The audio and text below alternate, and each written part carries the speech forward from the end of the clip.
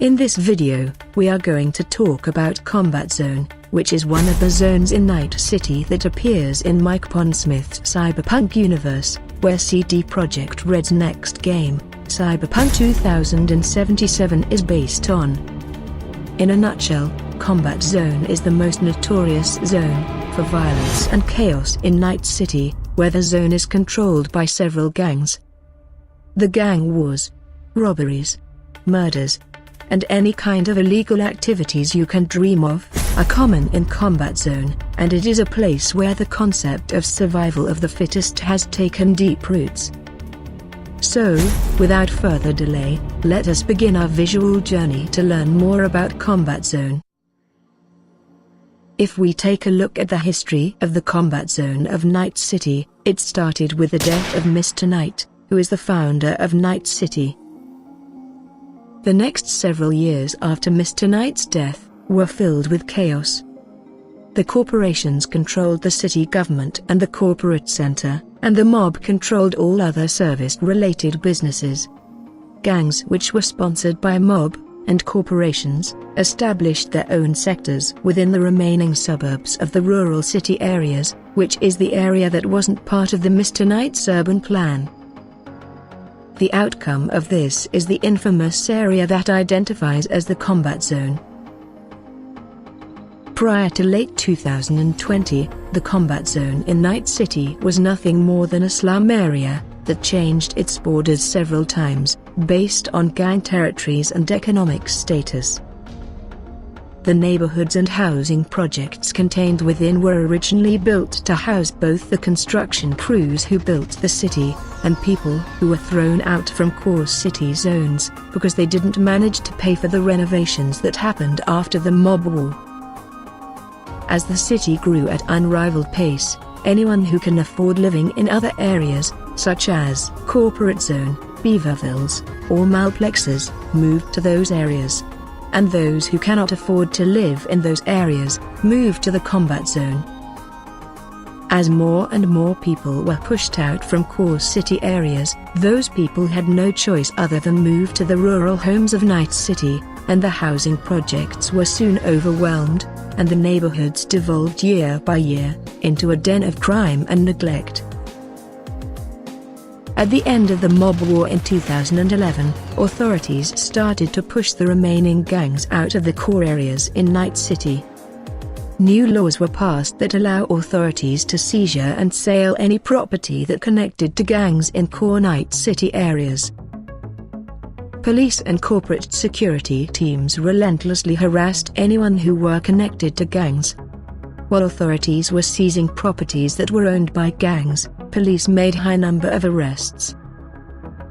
Apartment building owners were pressured to evict suspected gang affiliates, some were bribed by corporations, and others were threatened with arrest and seizure, and most of properties that were seized were purchased by corporations. At the end, gangs had no choice but move into the rural areas of Night City.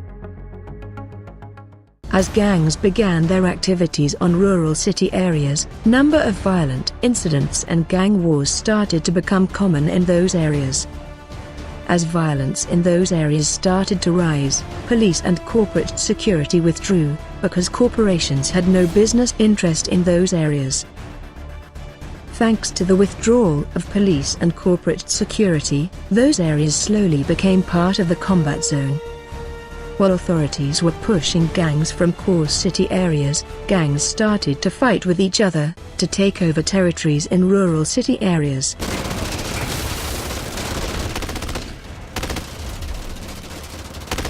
Stronger gangs, such as Maelstrom, managed to destroy weaker gangs in the process, and members of those weaker gangs end up in prison, or dead, or recruited into stronger gangs.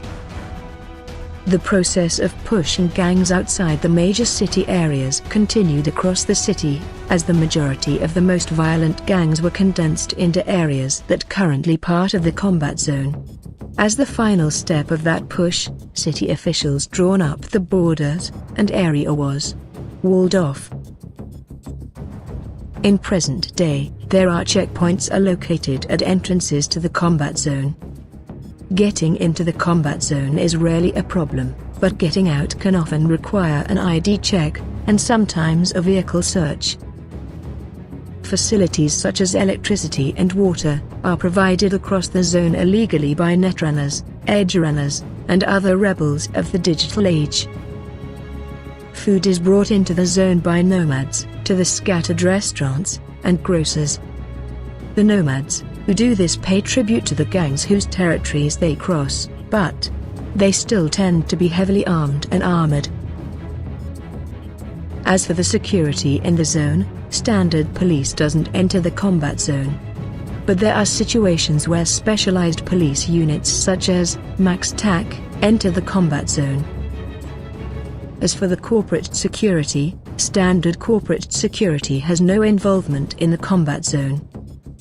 However, when things get out of control in combat zone, corporations send their special squads to neutralize the persons who are creating those problems.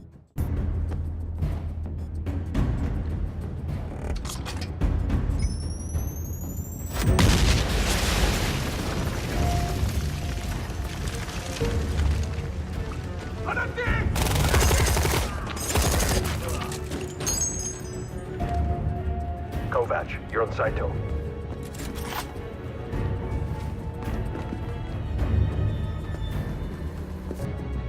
Besides those groups, emergency response services such as Trauma Team and Militech Rescue also enter the zone for their clients, and they always come with a security team with superior firepower.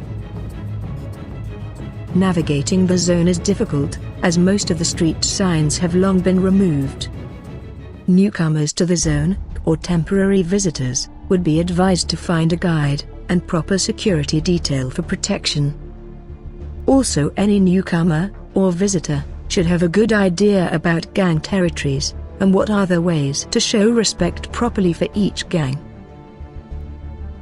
Most of the buildings in the zone are in disrepair, and in some places, they are just burned out husks. Most of the streets are small and crowded and dark at night, as street lights are frequently shot out. However, some zone citizens take it upon themselves to replace or repair street lights, but it is usually a temporary measure at best. There are also frequent construction projects being undertaken by their residents. Most of them don't get very far, or they are focused on keeping buildings upright that would have been condemned long ago, if inspectors from the city ever dared to enter. Combat Zone has gained notoriety for being a great marketplace for contraband items and services. Whether it is related to sex, drugs, weapons, or any other illegal item or service, then you can find those items or services in Combat Zone. The primary reason for that is, there is no law enforcement within the zone to enforce any laws. So, people who seek drugs, illegal weapons, or illegal cyberware tend to visit black market sites within the zone. I got stallions, Somno, Tetramet, Furon, Merge, 5, Stiff, Reaper. Oh, this mega shit. Then I'll take it all.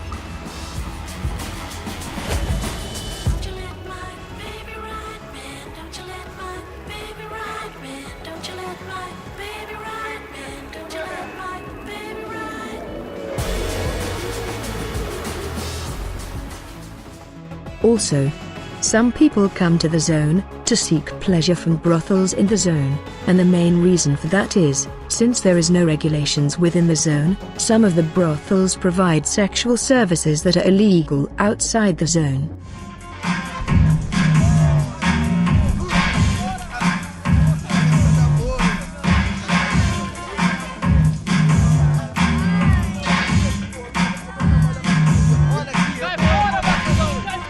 I hoped this classy-looking establishment would have a phone so I could call Passos.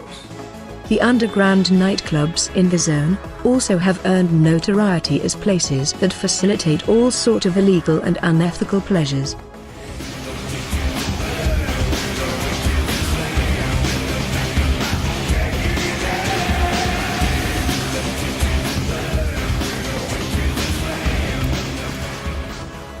Anyway, If you want to visit those places, make sure you are properly armed, because there is a chance that one will find troubles along with the pleasures in those places.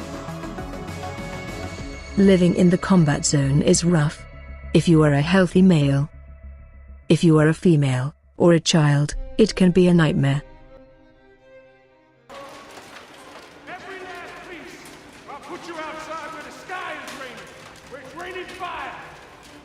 You're in here to work, and if you're not working, I don't need you. The police generally sends its special units only when trying to find someone who has caused trouble outside the zone. Inside the zone, theft, assault, rape, and murder are rampant, and the only punishment is meted out by the inhabitants themselves. Also, it is not uncommon to see the gangs fight with each other in order to gain control over territories within the combat zone. What the hell do you want? We want to talk to a guy by the name of Wakabayashi. Go get him.